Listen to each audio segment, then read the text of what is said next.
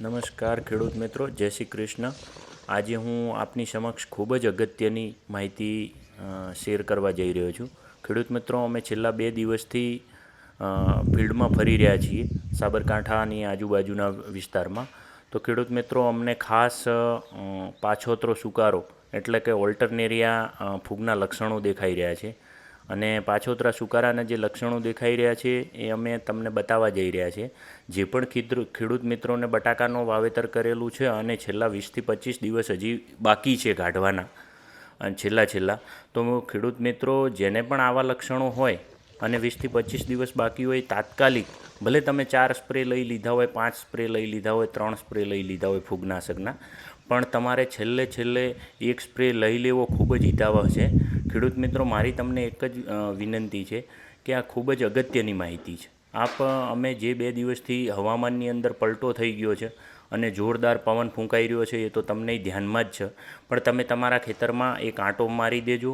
આંટો માર્યા પછી તમને જો આવા લક્ષણો દેખાતા હોય અથવા તો બાજુવાળાના ખેતરમાં પણ જો આવા લક્ષણો દેખાતા હોય તો તમારે તાત્કાલિક તમારા ખેતરમાં વહેલી તકે જેટલું બને 1-5 મિનિટ પણ ઇંતજાર કર્યા વગર તમે તાત્કાલિક સારા ટેકનિકલની જો આપણે વાત કરીએ તો તમે મેટાલેક્ઝી મેન્કોજેબ અથવા તો એક્રોબેટવાળું ટેકનિકલ તાત્કાલિક ધોરણે એને સ્પ્રે લઈ.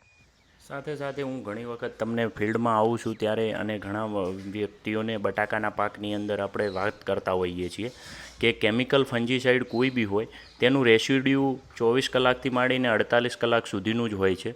તો ખેડૂત મિત્રો, ઘણા ખેડૂતો એવું માનતા હોય છે કે મને તો 2-3 દિવસ જ થયા છે સ્પ્રે લીધાને કે 4 દિવસ જ થયા છે સ્પ્રે લીધાને. પણ મિત્રો, તમને ભલે 4 દિવસ કે 2 દિવસ થયા હોય, પણ વાતાવરણમાં પલટો છેલ્લા 2 દિવસથી આવ્યો છે. તો તમને શું થશે, તમે જે પણ ફંજીસાઇડનો સારામાં સારો ભલે ગમે એટલું સારું છે ફંજીસાઇડ, પણ તમને 2 દિવસ જ થયા હશે સ્પ્રે કર્યા તો એની રેસિડ્યુ ખતમ થઈ ગઈ છે અને વાતાવરણમાં અચાનક પલટો આવ્યો છે. છેલ્લા 2 દિવસથી એટલે કે 48 કલાકથી વાતાવરણની અંદર પલટો આવ્યો છે અને આ રોગ જે છે એ તમને ખ્યાલ છે કે હવા દ્વારા ફેલાય છે. તમારે નહીં હોય અને તમારા બાજુવાળા ખેડૂતને આનો પ્રશ્ન હશે અને એના ખેતરમાં આવી ગયો હશે તો હવાના જોરે એ એકબીજાની અંદર ફેલાતા વાર નહીં લાગે. એટલે મહેરબાની કરી અને તમે તાત્કાલિક સારા ફંજીસાઇડ, જેમ મેં અગાઉ પણ વાત કરી, તમે એક્રોબેટ અથવા તો મેટાલેક્ઝી મેન્કોજેબ સારી કંપનીનું લઈ અને તાત્કાલિક ધોરણે એનો સ્પ્રે લઈ લેવો જોઈએ. જેટલું બને એટલું વહેલી તકે આનો સ્પ્રે લેવાથી તમને બેનિફિટ્સ મળશે. કારણ કે પાછળથી આપણે ગયા વર્ષે જોયું હતું સાઇઝના બહુ મોટા ઇસ્યુ થયા હતા.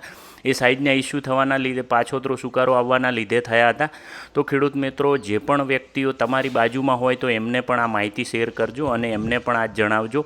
અને બીજા લોકોને વિડીયો શેર કરશો તો એક ખેડૂતનો ધર્મ નિભાવશું આપણે. ખેડૂતોને સુધી જેટલી સરળ રીતે માહિતી પહોંચશે એ આપણો ધર્મ છે અને આપણે એને બચાવવું, એનો પાક બચાવવો એ પણ આપણું એક ધર્મ છે.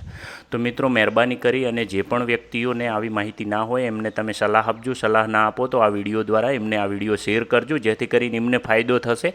તો ધન્યવાદ ખેડૂત મિત્રો. મારી માહિતી બધાને ધ્યાનમાં આવી ગઈ છે. તેમ છતાંય કોઈને મારી માહિતી જોઈતી હોય તો મારો નંબર હું તમને આપી દઈશ. કોમેન્ટમાં મને જણાવજો તો હું તમને વધુ પડતી માહિતી આપીશ. ધન્યવાદ. જય શ્રી કૃષ્ણ. ખૂબ ખૂબ આભાર તમે મને સાંભળ્યો.